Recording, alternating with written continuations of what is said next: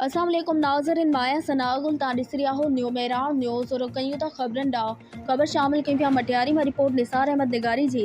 Pakistan ex serviceman society Sindh जो सूबाई काबीना खां वठी यूनियन काउंसिल जी सतह ताईं सभु तंज़ीमी बॉडियूं तहलील फीस मरकज़ी general secretary major retire Jamil Kayani notification जारी करे छॾियो।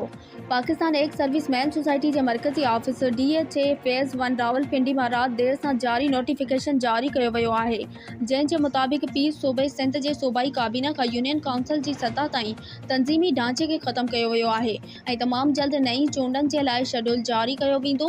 तंज़ीम जे मरकज़ी जनरल सेक्रेटरी मुताबिक़ इहो फ़ैसिलो तंज़ीम जे क़ाइदनि असूलनि ऐं आइन मुताबिक़ जारी कयो वियो आहे त जीअं पाकिस्तान एक्स सर्विसमैन सोसाइटी सूबे सिंध जो चूंड साफ़ शफ़ाफ़ ऐं मनसूफ़ाना नमूने सां कराई वञे।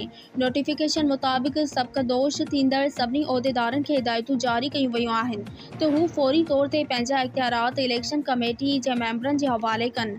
नई चूंड मरहले लाइ निगरान उहिदेदारनि खे जल्द हिदायतूं जारी कयूं वेंदियूं। मरकज़ी general secretary major Jamil Kayani तंज़ीम जे तमामु मेंबरनि खे तावन जी अपील कंदे हिदायत जारी कंदे चयो त वधि खां वधि तंज़ीमी चूंडनि में हिसो वठनि, जेको पीस जी मज़बूती लाइ ज़रूरी आहिनि। न्यू चूंडूं तंज़ीम लाइ हिकु संग मेल साबित थींदियूं।